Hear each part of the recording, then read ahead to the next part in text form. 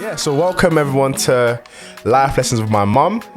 This is episode 3, and Life Lessons with My Mum is a series where me and my mum will be discussing her journey, sharing all of the stories from her growing up in Nigeria, most importantly her immigration journey to this country, and all the key life lessons that she's learned along the way. So Mum, hello, thank you for being here today. Yeah, thank you for having me, and thank you for this beautiful... You're enjoying it? Better than Zoom, isn't it? Yeah, a lot better. Amazing. So today's episode is going to be age 20 to 30. Yep. And we're going to be talking to you. We're going to be talking today about, some of the experiences and stories. Me and you were talking in the car here, and you was, telling me how of a pivotal decade that was for you. Yes. So let's start. Where do we start from in that decade? That decade, 20 to 30, when we recorded the 10 to 20, I've already told you about my educations and how I started working quite early, my age. Yeah. So 20 to 30, that was the year I met your father. So what age in that decade did you? It's 20. Actually. Oh, age, very beginning. Okay, wow. Beginning. Okay. So I met your dad around an area in Lagos. Actually, I went to an office because I work in the magazine office. I'm a computer graphics. Okay. So we had issue with our internet. Then we used to have it's not like now that internet is everywhere. So we have only one provider in Nigeria, which is called Nitel. Okay. That gives us telephone line and to use with our computers. So that day my computer was down, so I had to travel to internet office. When I went in, I saw your dad at the reception, tall, young, fair in complexion, handsome guy. Actually, I saw him, but I walked to where I was going, straight to the office where I was going. So they asked me to sit down in the reception. There's pocket of receptions. So all of a sudden, I saw him open the reception door, peep his head in, looked at me, went back out. So funny. So I looked at him, I don't know. So when I was leaving, I finished what I came to do. I saw steps running after me when I went out of the building. And he said, hello. I said, hi. He said, introduce himself. My name is Shegun. And I said, okay, so I'm Dara. So he said, pep talks. Yeah. So then I say, can I give you my card? I said, okay. So he gave me his card. He said, can I have yours? I said, I don't have a card. I actually have my card, but I don't want to give him. And so there's no Instagram. What's your number? There was no Instagram. What's there was no Facebook. What's your number? I don't even have a mobile phone. In Nigeria, we don't have a mobile phone then. So it has to be office number, or you give that person your home address. Wow.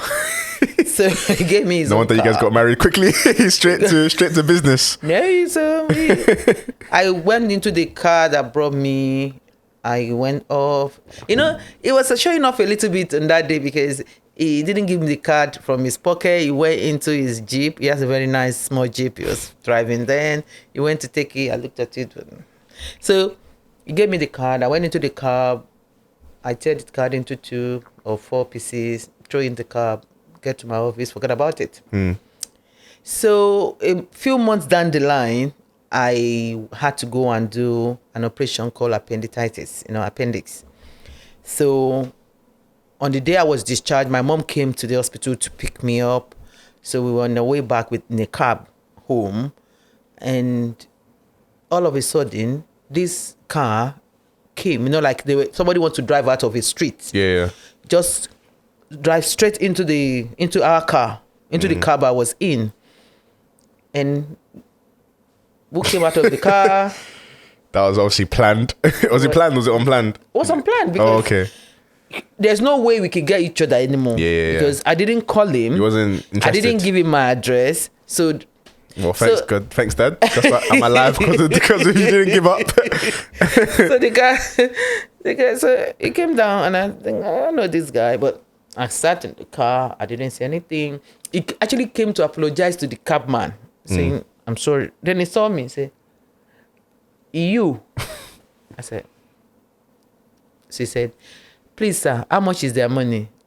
It was negotiating my cab fare. I said, why? He said, because I'm taking you home. I said, how do you know we're going home? He said, I can see your mom. That's your mom. Yeah. And I said, no, we're not going. I started arguing. And my mom said, do you know him? I said, I know him. But I didn't say, not really, or something. I said, I know him, not like sarcastically. My mom said, whoa, wala don't sorti. Oga, I'm a bole. So we came down. Me that was holding my... So he said, what's wrong? I said, I'm not feeling well. So we went in his car.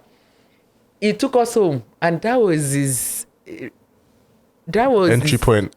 Entry point, like... Every day, he was coming to our house. Hey, if he finished work, he will come. Determined, man. So sometimes I won't see him, and sometimes, you know, when I became very strong, I went back to work. I came back home late. I met him with my mom. They're eating beans. Me that, I cannot bring a guy home. My mom will not allow me to bring a boyfriend home. So this one, they will cook for him. Before he come back from work, before he go back to his house, he will come to our house and eat dinner. I'll meet them eating. So I started feeling like, am I married already? What's going on? Anyway, so 3 years down the line, we were having, started dating. Yeah. And 1993, September, we got married. The journey in that decade was really something like, it's always, marriage is not something like a straight road. It's rocky sometimes, it's straight, it's rocky, there's comma, there's full stop, there's different things. So I was working, your dad was working, but my work, I was thinking, I'm traveling too far. Because I have to travel from our house. We're living outskirts of Lagos down into Surulere, where I worked. And it was really, really, really tiring. I had about, within 5 years of our marriage, I had about 9 to 10 miscarriages. It was really tough. It was really, really tough. So about 2000 and can't remember the year, but I remember that I had to travel to Ivory Coast at the point. I was going to start doing businesses. I went by road. I've never been to African country. That was my first time of exploring. And it took me 2-3 days to get to Ivory Coast. I have to go through Ghana, different countries to get there. Went to see my dad's close friend. He's a pastor. When I got there, I realized I was pregnant. So the man said, no, you have to go back home, blah, blah, blah. Okay. I couldn't start the business. I came, and there's no phone. You understand? So if anything happened on the road, there's nowhere they will find you. It was, but before I got back to Nigeria, I miscarried again. Wow. Yeah. How did that make you? Was that first time? No, that was like 7th time. How did that make you? How did that make you feel? Wow, you can't. I don't know how to explain it. It's a very sad period of my life. You don't feel the fulfillment because in those days in back home, there's a lot of stigma around women who can be pregnant. And people don't understand what you're going through. They don't see it because pregnancy is not like that, So they don't see that you are pregnant. You can't be telling everybody, but I was pregnant for 5 days. So It was really a tough time for me and your dad because there was a lot of pressure from our families. My family became very sad we were, praying, going fasting, and everything. His family wouldn't understand, No, although your dad actually protected me, like he didn't want anybody to talk to me about pregnancy. He doesn't want anybody to frustrate me.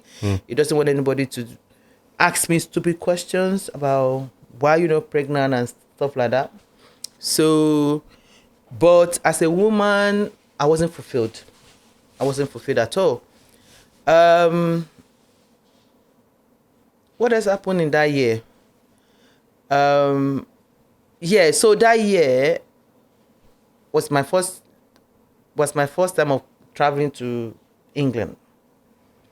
I was working in an organization that I said, that I was working with in Surulere, and my director then is an Indian man, asked me, have you ever been to UK before? And I said, no. He said, why? I said, I haven't even thought about it. I was thinking about getting pregnant, not traveling to UK. So he said to me, but you have all the criterias. You're working, you're heading well, things are going smoothly. Take everything, your space, sleep. And so I did it as a joke. I said, let me just. Within 5 days, my visa came out, and And you've never been to any country out of Africa before then? I went to Africa Coast. I mean, outside Africa. Outside Africa, no. Okay. I've ever traveled. So UK was my First time. first destination outside Africa. What year was that? When you went to England? That was before I gave birth to you. So that was in maybe about 1998 or so. And how much did that play into a part? How much did that journey play into a part of you deciding to Yeah. So to be honest, when I came then, I didn't think of living in England. Yes, I came, and there's a lot of Nigeria was still very, very okay then. I don't think it crossed my mind that I want to live here. No. I have a good job. So I did my 4 weeks and I went back home. Yeah. To my husband, and Sure, it probably wasn't the weather you wanted either. Sorry? The weather wasn't what you wanted. it was. I even came in September. Oh, so it was cold. Really cold.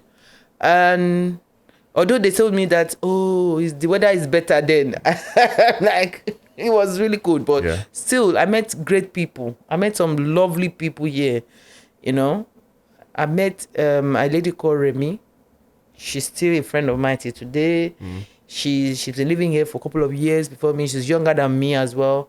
She make me feel so welcome, and treat me very nice, take me to places. But still, I wasn't, because I have a family back home, so I didn't think of staying. So I went back. And I went back, and and then something happened in that year. I had a very nasty accident. And I was traveling from work, and the bus I was in the brake failed. This is in UK? It's in Nigeria. Oh, Nigeria, okay. Yeah. The brake failed, and the bus goes straight into canal. Wow. Everybody died on that bus. Really? Except me. Yeah. You never told me that, man. You never told me that before, Yes. It's something that I think I buried. When you try to... Yeah, like you forget the trauma. Forget the trauma. Really? That's... Yes. For weeks, I had dislocation of my neck. That's scary. Yes, it was scary. It was really scary. And that's the truth. Even the driver died. Everyone died on that bus. And only you survived? Only me was pulled out of that. Wow. They had to pull me out. It's not. And that was... I can't even... I don't want to think about it. I think that's why I buried it. Because even when I was put out, I thought I was dead.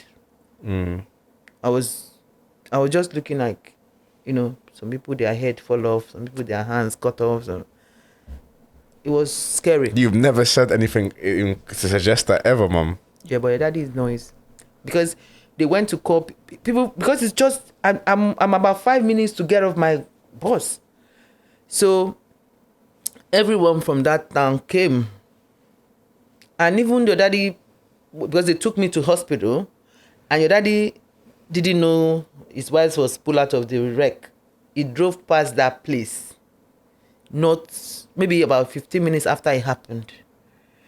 And when he got home, and he didn't find me at home, and later on, I think he went to one of my colleagues, and they said, "Oh, did you not know your wife had an accident? Where? They told him, said, "What? That accident?" Because he still saw the wreckage and dead bodies and stuff. So he thought I was dead. He thought he said, "Where is she? Is alive? Where is she?" So when he saw me, he was, How did that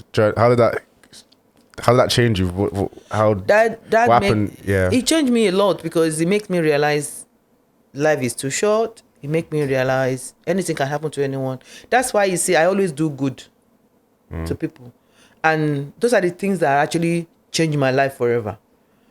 Because I don't know what I've done that God have shown me mercy on that day. I don't know. I don't know, because it's a full bus, and look at what happened.